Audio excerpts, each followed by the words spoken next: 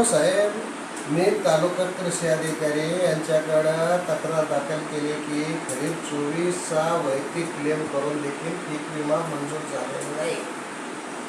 मी त्याच्याकडे वेळोवेळी पत्रव्यवहार केला.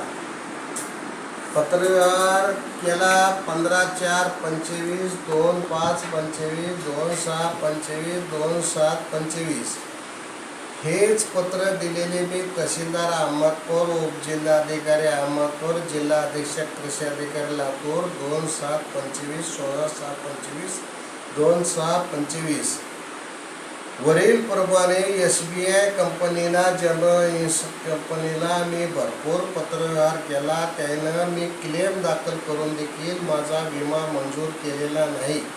म्हणून मी 15 ऑगस्ट दिवशी मी आत्मदहन करणार. तालुका कृषी अधिकारी अहमदपूर यांच्या पुढे आणि ह्याची सर्वस्वी जिम्मेदारी शासनावर राहील. मी 2/7/25 रोजी तालुका कृषी अधिकारी यांना पत्र दिलं.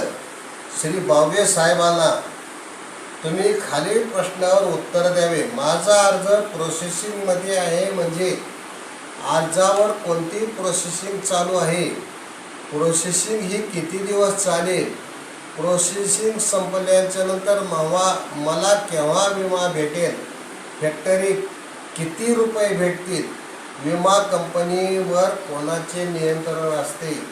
मी सांगतो साहेब, SBI कंपनी ही कुणालाही शेतकऱ्याला विमा देत नाही. मी 2024 मध्ये 3 सप्टेंबर 2024 मध्ये वैयक्तिक क्लेम करून दिला, तरी देखील विमा कंपनी देत नाही मला विमा. आणि मी सांगतो, मी त्याने म्हणते तुम्ही मोबाईलवर आमचा विमा भरलेला आहे. मी सांगितलं त्या कंपनीच्या साहेबाला, राऊत साहेबाला, ते राऊत साहेब, विमा कंपनीकडून मोबाईलवर भरणाऱ्याला इतके पैसे आणि CSC केंद्रामार्फत भरणाऱ्याला इतके पैसे, असं काही येत आहे का? त्याने म्हणजे काही येत नाही. ही विमा कंपनी चित्या घुमवलाय सरकारला आणि शेतकऱ्याला. माननीय कोकाटे साहेब कृषी मंत्री म्हणले विमा कंपनीला 10,000 कोटीचा फायदा झाला आणि शेतकऱ्याला मातीत घातलं. आमच्या तालुक्याचे आदरणीय आमदार बाबासाहेब पाटील 3 टर्मला निवडून आले, आता आमदार झाले आणि मंत्री झाले. त्याने काही शेतकऱ्यासाठी काही बोलले का? काही विम्यासाठी आमच्याकडे आम्हाला मत मागायला तवा आली.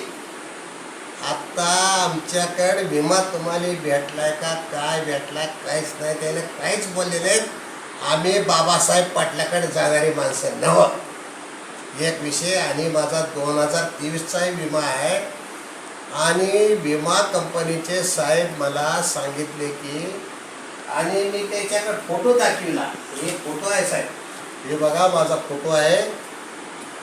8 एप्रिल 2024ला 23चा विमा सांगितला की बालाजीला 28,000, अमोलला 23,000, मंगलला 11,000 मंजूर झाला म्हणून.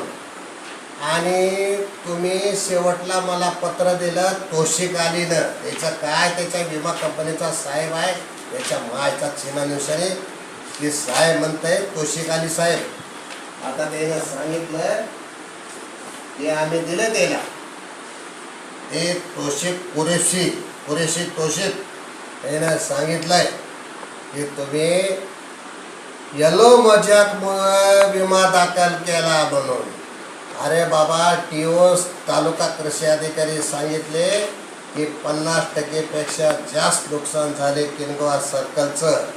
आणि तोशिक कुरेशी साहेबाला माझी विनंती आहे, त्यानं सांगाव साहेब, त्यानं पत्र दिले मला की सोयाबीन पिकाचा पीक विमा, प्रधानमंत्री पीक विमा मार्गदर्शनानुसार दुष्काळ बाबीचे अनुदान दिल्या जात नाही. पूर्वसूचनामुळे पेस्ट अटॅकमुळे रद्द करण्यात आलेले आहे.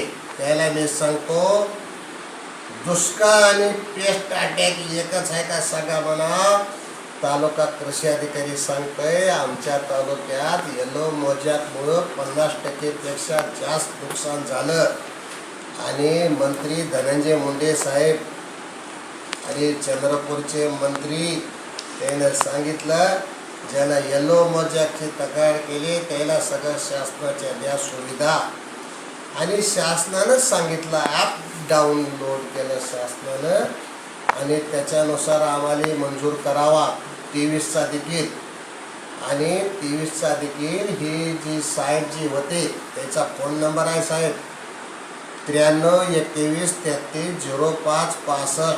यांनी मला माझ्या फोनवर मेसेज केला 8 एप्रिल 2024ला. बालाजीला 28,777, अमोलला 23,221 आणि मंगलला 11,191 विमा मंजूर झाला. पण 23चा बी नाही 24चा बी नाही. 24चा विमा तर सांगतंय शासन ताबडतोब दिला पाहिजे. आता तर केंद्रीय मंत्री म्हणाले ताबडतोब विमा ताबडतोब विमा. हे BJP शासनाला आणि शेतकऱ्याला चुत्या घुमवाल्या. माझा आरोप आहे शासनावर.